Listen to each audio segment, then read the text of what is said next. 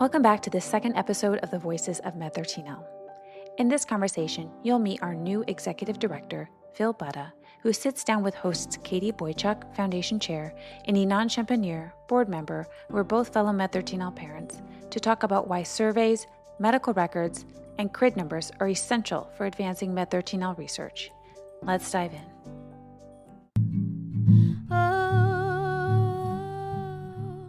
Together we are not so Well, hello, everybody. Thank you so much for joining. I want to start off by introducing Phil. We have an executive director for the foundation, which is really exciting. And I'm love to give an opportunity to talk about himself and just what a huge win this is for the foundation. So Thanks, Katie. I'm just thrilled to be part of this foundation and this community. You have such an inspiring community. And I come to the foundation after spending, probably nearly 20 years. I don't want to talk about how long, but let's say about 20 years in nonprofits. And a good chunk of that is spent at Catholic Charities here in Chicago. And I think I spent my career working to help families in need. And there's a need right here in our community to help provide all the resources and research that are needed to help. And I just became very familiar with Katie and her family and the work that they've done in the community here in the Chicago area through my work at Catholic Charities. And that introduction led me to understand all the great stories that you have, the inspiring stories that you have in this community. And to be honest with you, when talking with Inon and Katie during the interview process, it sealed it for me to be part of this. And I'm thrilled to be here to help lead us strategically in how we move forward, how we raise the resources we need to fund new research and greater outreach. And that's the work I'm excited to tackle in the coming years. So glad to be here. Thanks for having me. thank you, Phil. And we're excited for you to do all the fundraising and get to know all the community members and how they can get involved in all the different ways. Yes. Thank you, Inon, for being here as well. If you want to say hello, people watching may not realize Inon is leading the Regional Ambassador Program. Okay, great. So there are a few things that we're trying to do by the end of the year. One of them, as many people who will hopefully listen to this recording after know about, is Citizen, which, unlike RareX, which is a platform with surveys, that caregiver surveys to learn about the child's disorders, Citizen is a different platform that collects medical records and then allows patients to share them with their doctors. It pulls medical records from all of your previous providers and hospitals and everywhere where your child was seen. And then you own the data. And then whenever, let's say, you go see a new provider, you can just share it with them and they will get better information and get access to all the information about your child in one place. So it's very convenient, especially in the US where it has additional features. And it's also really good for the foundation because we get access to it anonymously and get data that is valuable for MED13L research. So and it only takes a few minutes to sign up and find your doctors and your hospitals and providers from a list, upload your genetic report, and you're good to go. So I think that it took me 5 minutes to do. So that is something that we're hoping to get more members to do. And now there are additional incentives to do it based on information we just received from Citizen. Anyone who shares the Citizen with another person who will join Citizen will get $20. And families who join will enter into the $5,000 caregiver recharge giveaway, which has many different benefits and for a total of $5,000. And anyone who is using their new feature, AI Advocate, which unfortunately I wasn't able to attend the meeting yesterday to discuss it, but it is an AI tool that allows families to get information about how to read their genetic diagnosis and how to prepare for IEPs and what parenting advice or what parenting resources are available based on specific disorders like MED13L. It seems to be a really useful tool, and whoever will try it I believe by the end of the year will enter into a $5,000 giveaway in a recharge package. So that's something worth doing. We will share a link. We've already shared it on social media, but we'll share a link to join Citizen. And the other thing that we're promoting. Real fast, Inon, I have to say, and I recorded a video yesterday and I will circulate it of me signing up for Citizen and going through all the different pieces, but I did see that AI feature there and it's really impressive. It was very helpful. We've been, as a foundation looking into various ways of building like a chat bot to get into our website, and that is a goal at some point. But I was very impressed with their AI feature. So I would definitely sign up for that alone. And And I there think that were it's a lot of valuable. resources I was kind of blown away by the number of resources when I did log on to it.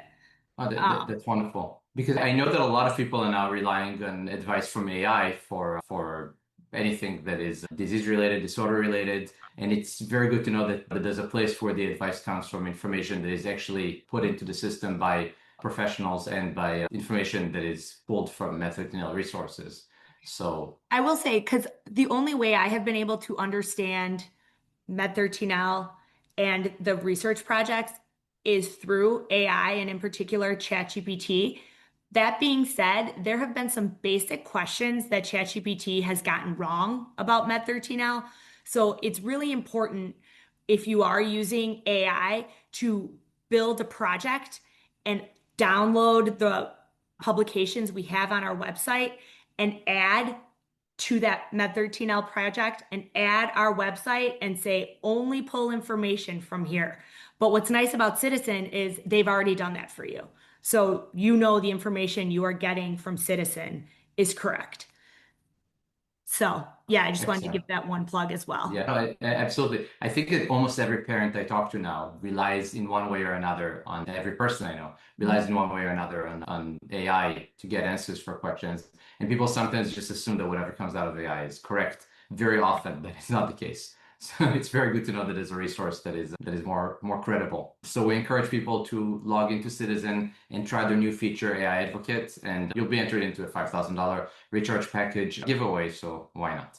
I will say, final note on that one is AI is wonderful and it's so helpful, but it will never replace talking to another parent. And we're always here. If you ever have a question, if you just email info@med13l.org, we will connect you with someone who, even if, their child has MED13L and it may look a little different, but we might be able to connect you with someone who's experienced something different, or they didn't exactly experience that, but they know your hard and their hard look alike, and nothing's ever going to replace that. So we're always here.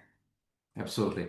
So that is one goal that we hope to get as many people as we can sign up by Thanksgiving, and if not, by the end of the year. So we encourage everyone listening to it to not procrastinate and go ahead and sign up for Citizen if they haven't done so already. And if you know of any friends, other MED13L families that you're in touch with who have not signed up for Citizen, you can share it with them, get the $20 referral, and help more people sign up for information. A lot of people don't realize that the information that is entered is crucial for research, that the research that the MED13L Foundation is promoting and sponsoring and facilitating relies on data that is entered by the parents. And if that data is not entered, it is harder. And if genetic reports are not uploaded, it is harder for researchers to have a whole picture of what it's like to have MED13L syndrome.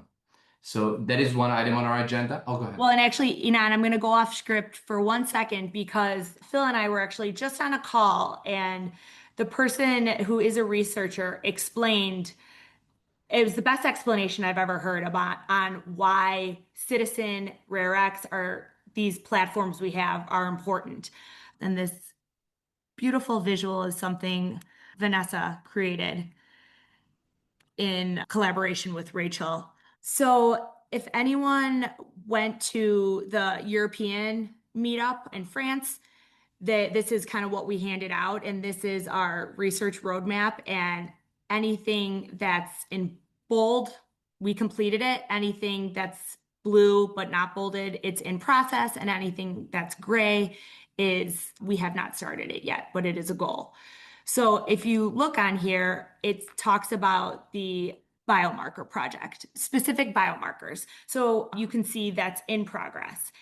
And when we were talking today, the scientist said one of the most important things we need in order to go to a clinical trial, because for a lot of us, that is one of our big goals is getting a treatment for our children to reduce some of the challenges they face. And in order to do that, we need to have biomarkers. And to her, she said, a biomarker means, as a scientist, the blood samples we give, the nasal swabs, the cheek swabs, there's different levels. There's different protein levels. And she said, I can go in and I can look at, okay, well, this child here, their protein's higher over here. And this child here, well, their levels are lower here. And she shared, that doesn't mean anything to me unless I have caregiver reported surveys that the caregiver is telling me what those challenges that child's facing are. Do their challenges seem to be more impactful or less impactful than other people with this disorder? And then as well as citizen, which is your medical records. And now what is a doctor saying this looks like?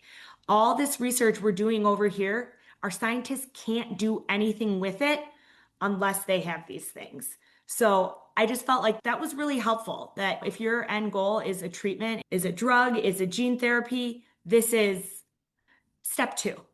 So thank you so much for everyone who's able to do it. And that's just why it's important. So back to you, Inon. Something that I forgot to mention before, which is a precursor to actually participating in research and joining Citizen, as well as joining the next study that I'm going to discuss, the toileting study, ORTAS, is signing up for a CRID.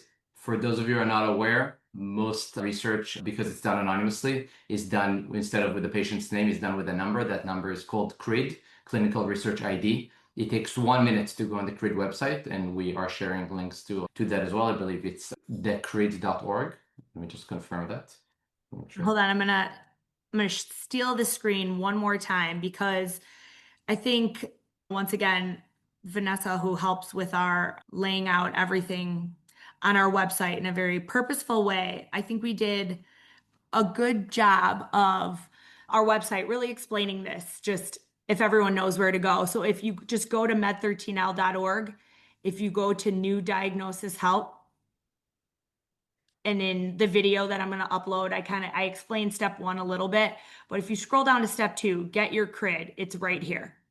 And then right under that is the citizen link. So we tried really hard to try to make it as easy as possible for you guys to get this. Yes, and it literally takes 1 minute to sign up for a CRID. You just enter the child's information, name and date of birth, and you get a number that is an anonymous clinical research ID that can then be shared with the researchers. And then all the information is from that point on is anonymous. So that is an important step that we're asking parents to sign up for. Some studies involve a sibling as well who's not affected. So usually you'd create a CRID for them as well, another few seconds. And then the other study that we wanted to mention today, which we would like to encourage the community to participate in, is called the ORTAS toileting study. ORTAS stands for Observer Reported Toileting Ability Survey.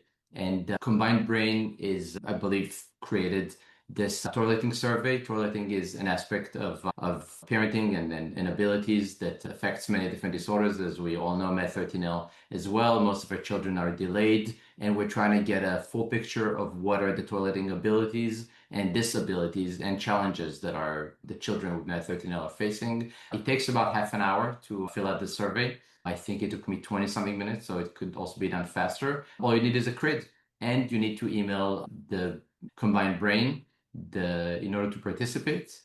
The email is ortas@combinedbrain.org. We will share that email, and they will send you a consent form, and then you can participate in the study. And we encourage everyone who hears this to take the 20 minutes, half hour necessary in order to participate. Let us in Combined Brain know what are the challenges that children at different ages with MED13L are facing with toileting. It's a very important metric that so far has not been covered by other surveys that were pushed by the foundation.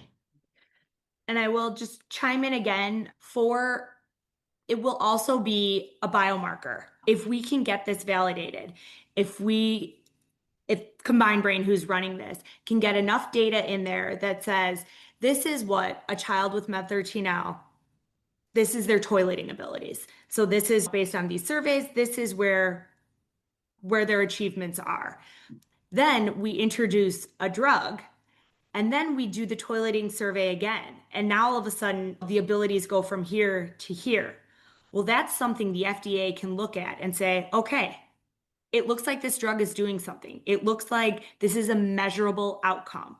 There are real clear goals here, because as a parent, you can tell, if you're trying something or your child's having a good day or having a more challenging day. As a parent, you can tell. putting that information in a way that the FDA understands it and approves it, so then insurance will cover it and they'll pay for it, that's harder. So the next step after putting this information in it is for Combined Brain to get a publication. And the foundation would just love to be a part of that publication, because every time MED13L is in a publication, that's a win. And that's another document that you can take to your doctor and say, here, I know I can advocate for my child, and I mean, we're the best advocates, but sometimes doctors want to see someone in their field being like, okay, what mom and dad is saying is right. Like, it says it right here. And so that it's just another tool for your tool belt. And I should just steal the screen the whole time, so everyone's not getting dizzy from going back and forth. It's on the website. If you guys can see, so I am on the research opportunities page. So if you go to our website, if you go to research, and this is just another great page just to read about everything that's going on, all opportunities. And again, we have a lot of all the things that we're working on right now and that you can participate in. The last one is this ORDIS survey, and you can look at it right here. And then at the bottom is the email address that Inon just said from memory, which was very impressive. Yeah. Back to you, Inon. Well, I think that a point that we always try to make is that so many of us as MED13L parents, we're aware of our child's experience, and we don't really know how it measures in comparison with other MED13L children. MED13L parents, obviously every child has different abilities, different challenges, but sometimes only when we put in the data, we're able to see what data comes out and how our child fares in comparison with other MED13L children, and whether some of the challenges that they have are indeed related to MED13L. And that goes for all the information that is put into research. I think that a good example for that, both of us, Katie, discussed in the past ear and hearing problems as a result of MED13L. And we both realized that it was barely mentioned in literature before. It wasn't really like a phenotype. It wasn't really something that a symptom of MED13L that was discussed in literature. And once we started collecting data, thanks to RareX and other platforms, we started realizing actually hearing problems are underreported in MED13L and are a lot more common among MED13L children than what was known before based on the anecdotal literature that was available. So there's always it's always really valuable to participate in research, share what your child's experience is like, and make sure that your child's experience counts towards the bigger picture of understanding what the syndrome is. That is such a good point. And I'm trying to pull up this poster that we had. I can't remember the exact number of participants. It'll say on this poster when I can find it, participate in the disease concept model. And the disease concept model that we did in collaboration with Combined Brain was done as a thesis project for a genetic counseling student at Rutgers. And we spent a year working with her, and she interviewed, I believe, like 18 MED13L caregivers, and then two therapists that work with children with MED13L, and then a clinician. And the large difference between what is reported in our publications versus what the caregivers were reporting, I believe we had about 50 new symptoms mentioned that are not once mentioned in the literature, and they were commonly mentioned. And then what's mentioned and referenced a ton in the literature didn't really come up. And so again, this is where just make every story count comes from, is this is how we tell the researchers where to put effort, where to look into. And then this is how we get the resources to bring to our clinicians to say, this is what we need to do. Again, because we are the fiercest advocates for our children, but having the tools to back up what we're saying just makes our job a little easier. Because I have had two different clinicians make decisions based on what was in the publication, dismissing my claims, saying, I'm not really seeing that, we're not going to do ear tubes again. Or I don't think this strabismus is related to MED13L. That day I went back to the Facebook group. I asked, hey, does anybody else have strabismus? 25 people immediately said yes. And that's just who saw my post that day. So I called the doctor and I was like, this is part of a bigger, like, this is part of MED13L. So our doctors are making decisions for our children based on these publications. And that's why this information is so important. And that's why this end of the year for Citizen is so important, because that's when Citizen is going to take the information and analyze the first set. So of course, if people miss the deadline, you can continue to enroll. We're not cutting off enrollment, but in order to participate and get the best first swath of information and get the best information out that we can use to inform our clinicians, that's where this end of the year comes from. Absolutely.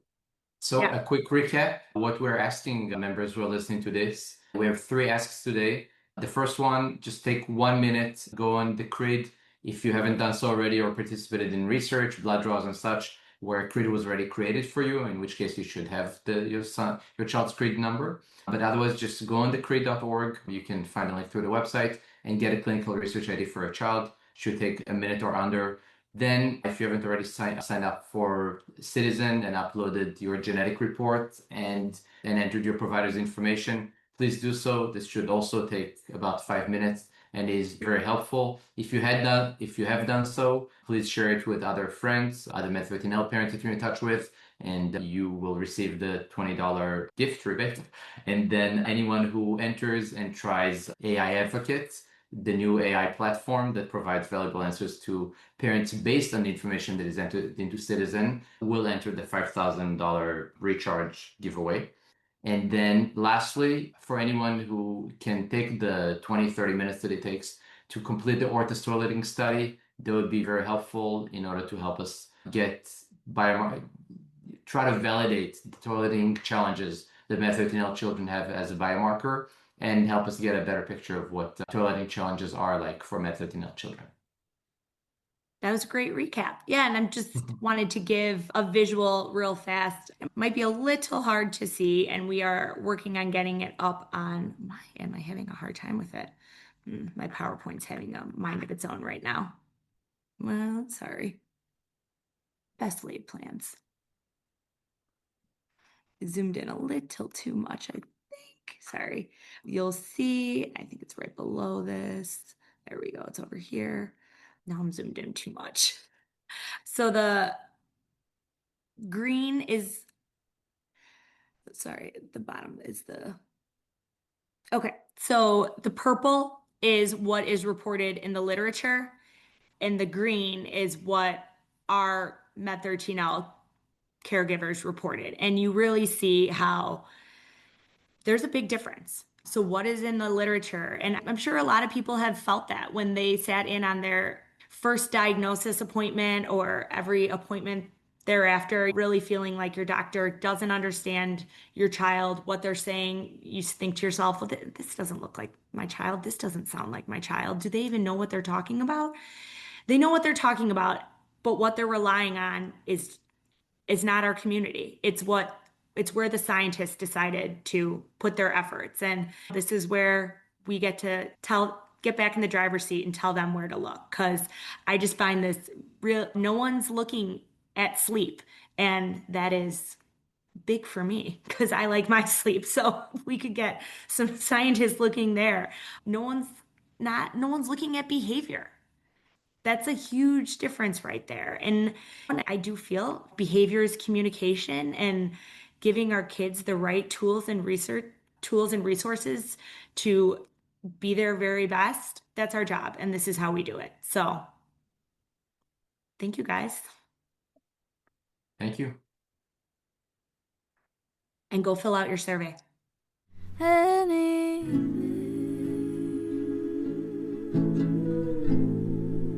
For